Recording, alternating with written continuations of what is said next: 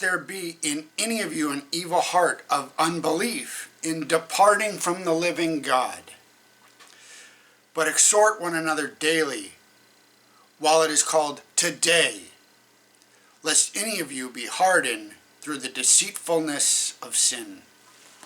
Hebrews 3, verses 12 and 13. When I typed today's date at the top of the page, I paused. A mere 2 decades ago, the date had no special significance.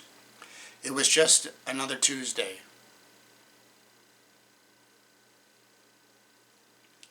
Bound to pass without much notice. But since 2001, the numbers 9 and 11 have become iconic. Day that terrorists took thousands of lives.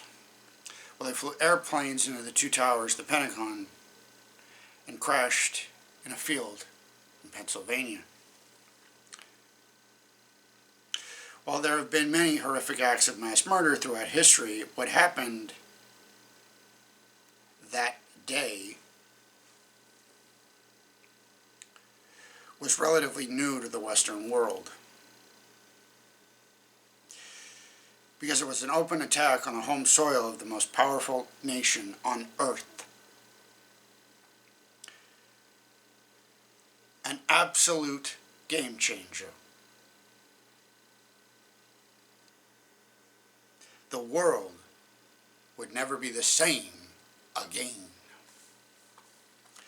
Since that time, we have conditioned ourselves to live with mass surveillance, intrusive, invasive pat-downs at the airport, and many other things Westerners would have found unacceptable. I was on a flight earlier that year. None of this. Still get there early because of the crowd, but none of this ridiculousness. But I was 12 at the time, so I don't have the best frame of reference, but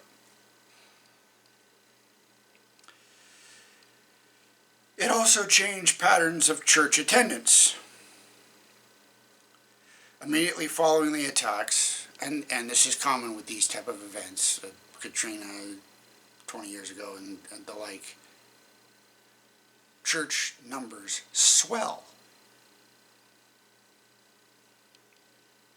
to numbers that had not been seen in years.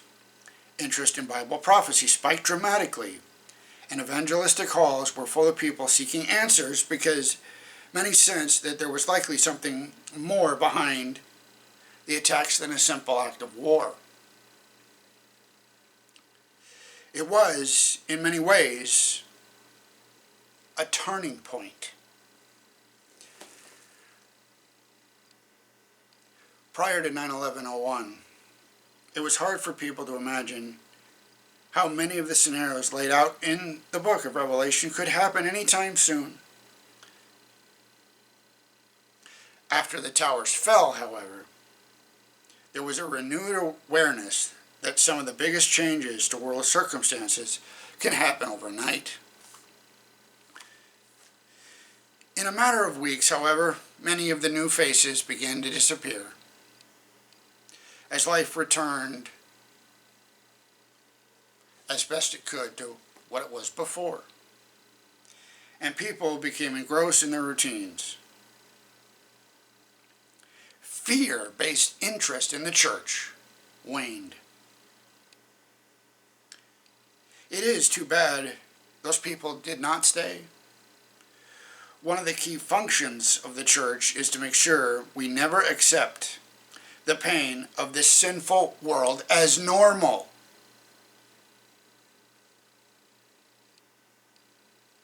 The author of Hebrews instructs us to exhort one another daily so that our hearts do not become hardened.